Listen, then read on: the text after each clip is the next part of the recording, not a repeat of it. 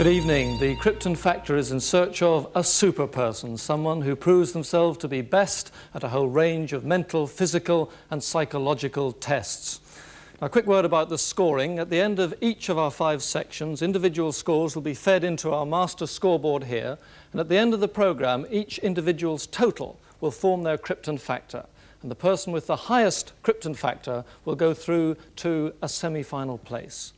So let's go straight into our first section, which is an intelligence test. It's a test of short-term memory span.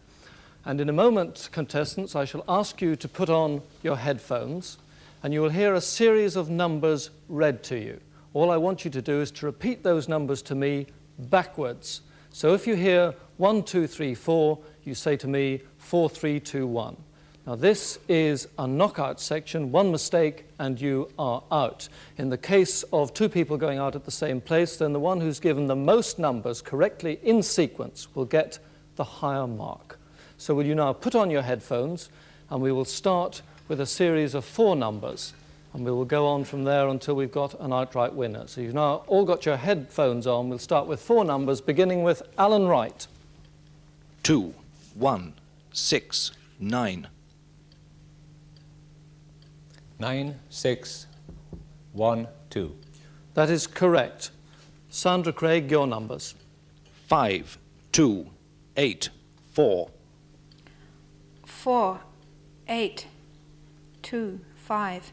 That is also correct. Santosh Hazra, here come yours. 6, 1, 9, 5. 5, 9, 1, 6. Correct. And on to Andrew Cox. 7, 4, 3, 9. 9, 3, 4, 7. Correct. You're all correct on that round. We go on now to 5 numbers. Alan Wright. 3, 6, 9, 4, 8. 8, 9, 6, 3, 4. You're wrong. In fact, it was 8, 4, 9, 6, 3, so you are eliminated. We go on now to Sandra Craig. Your numbers. 2, 7, 5, 9, 3. 3, 9, 7, 3, 2. You are also wrong. In fact, it was 3, 9, 5, 7, 2. You are eliminated. Santosh Hazra, your numbers. 9, 4, 8, 6, 2. 2, 4, 6, 8, 9. You are wrong. It's 2, 6, 8, 4, 9. So, Andrew Cox, your numbers. 3, 6, 1, 7, 4. 4, 7, 1, 6, 3. That is correct. So Andrew Cox is the winner of the first section, so he gets 10 points. Second was Sandra Craig, who gets 6 points because she had more in sequence than the other 2, all going out at the same round. Alan Wright and Santosh Hazra in third place equal. They both get 4 points. So it's Andrew Cox leading after the first section with 10 points, but it's all-round skills that are important in this programme, not just individual brilliance at one section.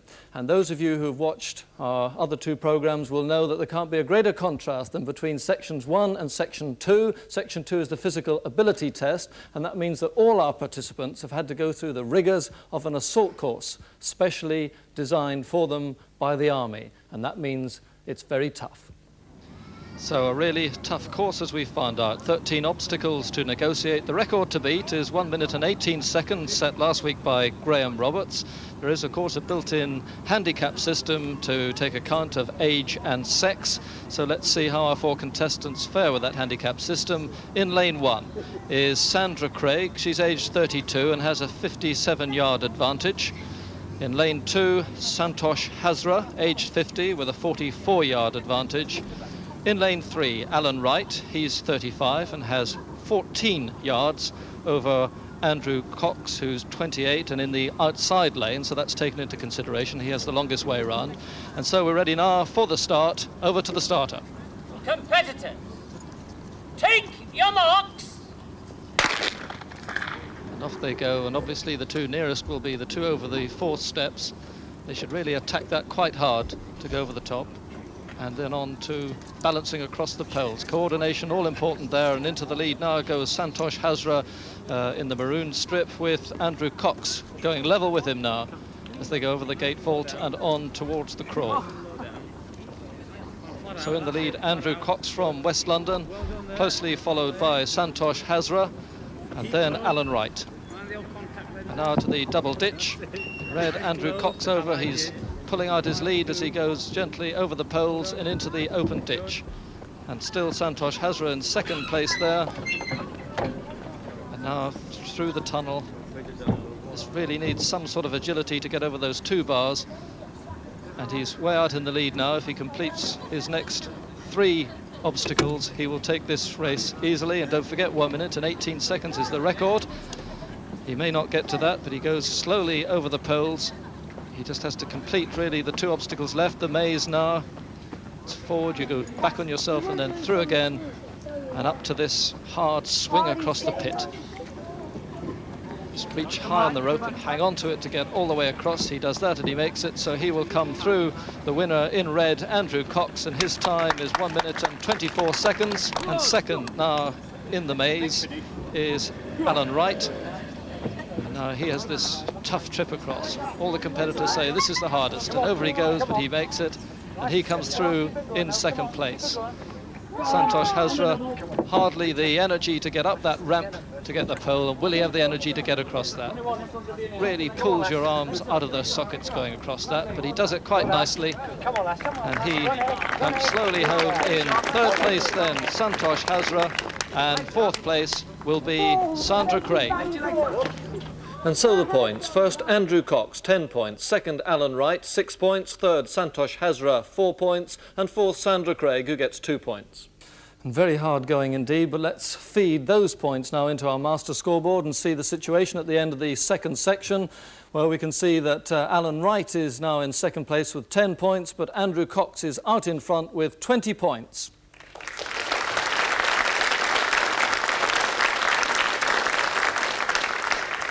Well, you're hardly likely to have seen much of the wit and humour of our contestants in that last test, but those are the qualities we hope that will emerge in the next section, the personality test.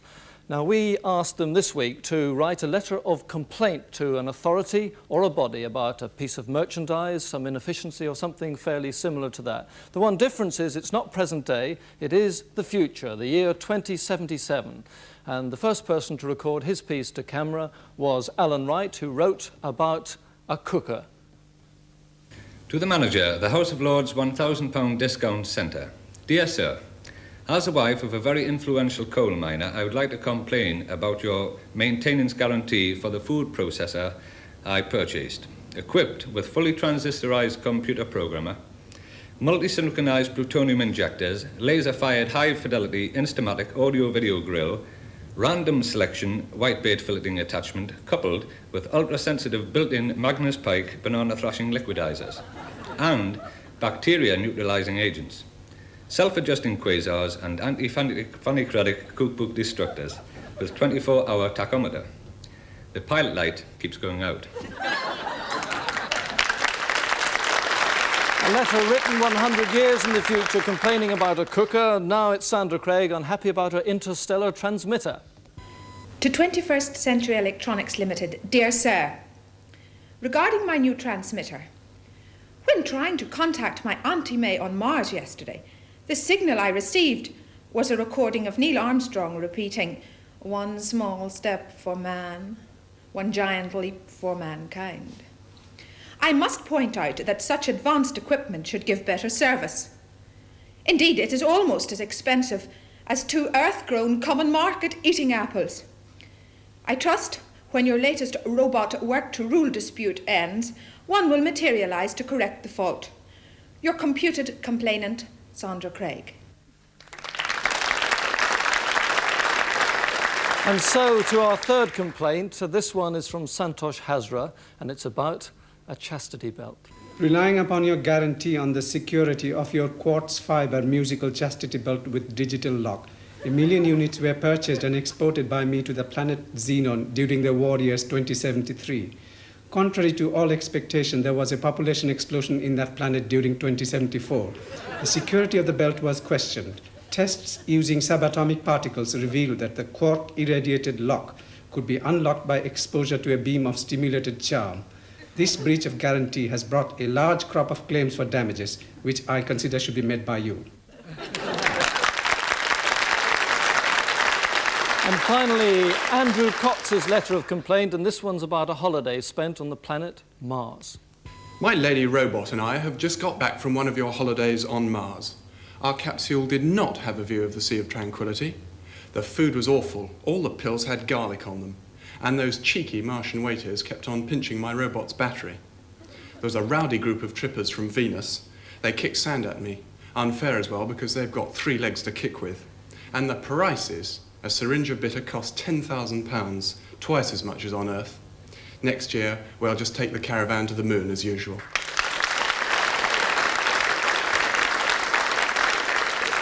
So a very difficult section indeed for our contestants, and once again we asked the Scantel Market Research Organisation to take those recordings you've just watched out to 20 cities and towns throughout Great Britain for a public opinion poll, and we can now give you the results of the personality test.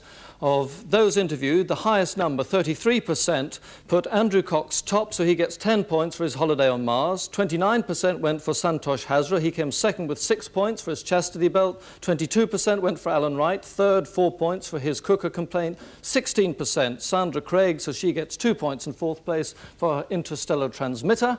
And we shall now feed all those points into our master scoreboard to see the situation at the end of that section, where we've got 2 contestants tying in second place, Alan Wright and Santosh Hazra with 14 points, but out in the lead still at the moment is Andrew Cox with 30 points. And we move straight in then to the fourth section. This is a test to measure the observational and perceptive skills of our contestants. And in a moment, I'm going to ask you to turn and look at your screens. You will see a clip of film which you should watch carefully, listen to carefully, because when it's over, I shall ask you detailed questions about that film. So if you would turn now, face your screens, watch and listen carefully.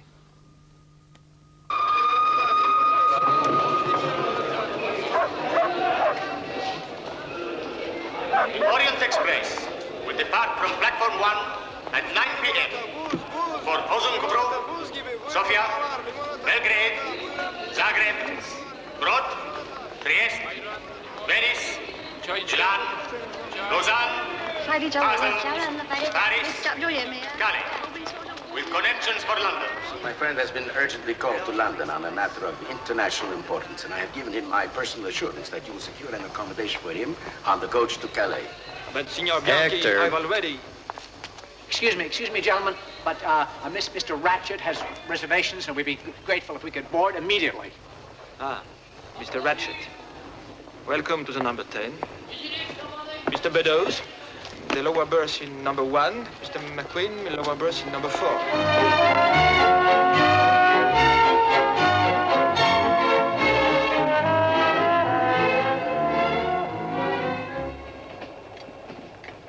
Better than the hotel. I shall probably keep the menu as a souvenir. Hector, I ordered 3 Islamic 13th century perforated pottery bowls and 6 beakers. He delivered only 5 beakers, and one of the bowls arrived chipped, which it was not when I paid for it. Hi, my name's Hardman. Call me Dick. Pasquarelli. Call me Gino. Beddoes. Mr. Beddoes. Ah, for the pen of a Balzac. For 3 days, all these people, these total strangers, meet in a single train whose engine controls their destiny. Oh, yes, I know. We are both envious of the husband. Is the husband as British as his tweeds? Oh, heaven forbid. He's a hot-blooded Hungarian. If you but look at his wife, he would cease to be a diplomat. Thank God we are not young.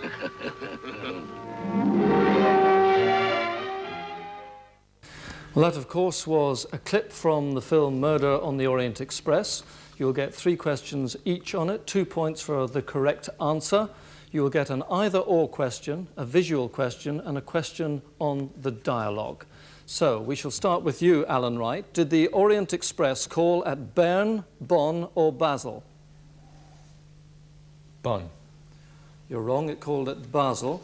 No points there. How many policemen were there on patrol at the station? The start of the film. 2. 2 is correct, 2 points. At what time was the Orient Express due to leave? No idea. 9 p.m, so just 2 points there. On to Sandra Craig. Did the Orient Express call at Budapest, Bratislava, or Belgrade? Belgrade. Belgrade is correct, 2 points. How many trunks were carried by the Arabian porters at the beginning of the film? 3. Is correct, 2 more points. By what number did the conductor refer to the train? 9. 92. Nearly, it was number 10, no points there. On to Santosh Hazra. Did the Orient Express call at Lausanne, Lyon, or Livorno? Livorno. Wrong, Lausanne, no points. What was Monsieur Poirot eating at the end of that excerpt? No idea. He was eating bread, no points. Which berth was allocated to Mr. Beddoes, who was the first person to board the train? Number 10. No, it was lower 1. I would have taken 1. No points. On to Andrew Cox. Did the Orient Express call at Verona, Vienna, or Venice? Vienna. Wrong, it was Venice. What did Monsieur Poirot use his napkin for before he ate the bread at the end of the film? And he cleaned his cutlery.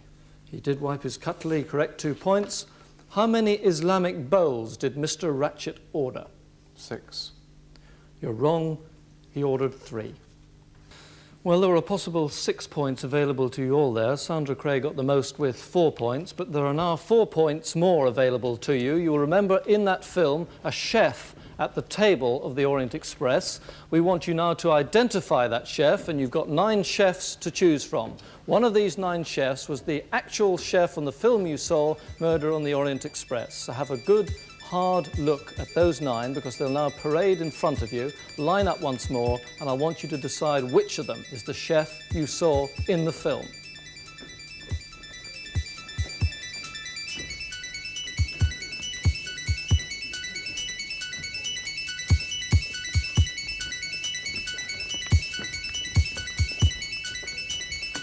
So as they line up, have one last hard look, because in a moment I'm going to ask you to indicate which one you think is the chef. You've got indicator boards on your lap. In a moment, I'll ask you to press the number which corresponds with the chef here beside me, which you think is the one from the film.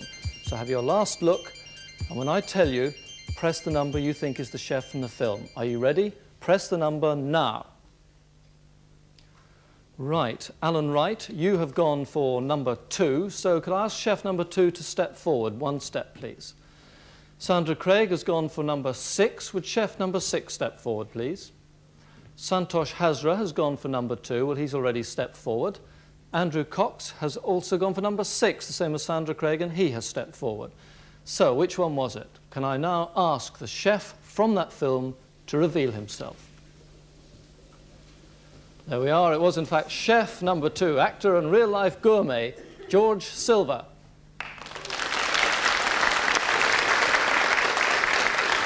So 2 contestants got him and get the 4 points, Santosh Hazra and Alan Wright. So let's tot up all the points for that observation section. And we find that Alan Wright won it. He came first with 6 points. Second equal was Sandra Craig and Santosh Hazra with 4 points. And fourth, Andrew Cox. So 2 points for him. And we'll feed all those scores then into our master scoreboard to see what we've got with just 1 round left. And now Alan Wright is clear in second place with 20 points. But Andrew Cox is still out in the lead with 32 points.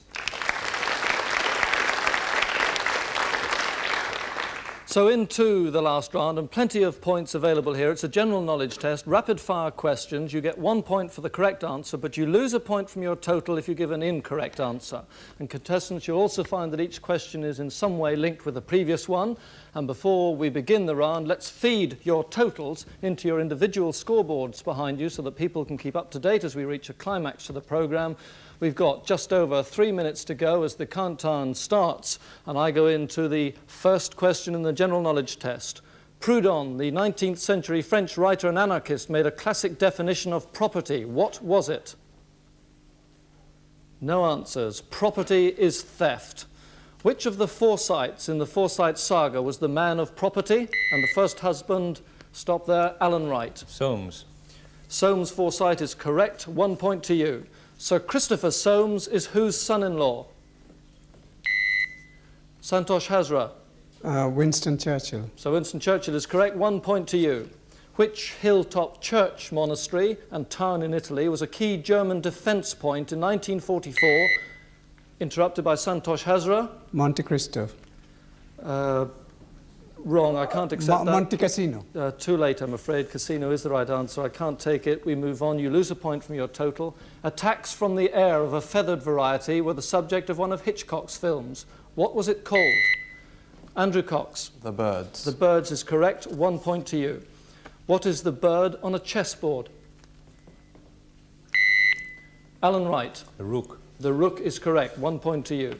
Admiral Sir George Rooke captured what for Britain in 1704? The answer is Gibraltar. The Rock of Gibraltar was known classically as one of the two what? Pillars of Hercules is the answer. The author of 7 Pillars of Wisdom changed his... Alan Wright interrupts early. You must give me the correct answer. D.H. Lawrence. That's not right. I was going to ask that he changed his name, give me the names he assumed, which was Shaw or Ross, though you're right with the author. Where is the Ross Sea? Alan Wright. Antarctica. Antarctica is correct. You get a point back. Who composed the Sinfonia Antarctica? Ralph Vaughan Williams. A Williams is a kind of fruit, sometimes called a Bartlett. What kind of fruit? Sandra Craig. A pear. A pear is correct. 1 point to you. Père Lachaise. What is it and where is it? It's a cemetery in Paris. The Paris of mythology stole a wife. Who did he run off with? Helen of Troy is the answer. And stealing Helen started the Trojan War. What is Troy weight used for measuring? Andrew Cox. Precious metals, specifically gold. Precious metals like gold and silver, correct. 1 point to you. Build it up with silver and gold, my fair lady, goes a nursery rhyme. Build what up? Sandra Craig. London Bridge. London Bridge is correct. 1 point to you. What is a Wheatstone bridge used for? Santosh Hazra. Measuring current. I'll take that. Electrical resistance, fine. 1 point. What name was given to the resistance movements in southern France during the last war? Alan Wright. The Maquis. The Maquis is correct. 1 point to you. In which European country is the marka, the unit of currency, each marka being divided into 100 penny? Answer, Finland. What finned creature, a member of the carp family, has a botanical name, Carassius auratus, and is bred for ornamental purposes? Too late to take the answer, which is the goldfish. So let's see who's won tonight's contest. And there we see, with a Krypton Factor of 34, tonight's winner is Andrew Cox.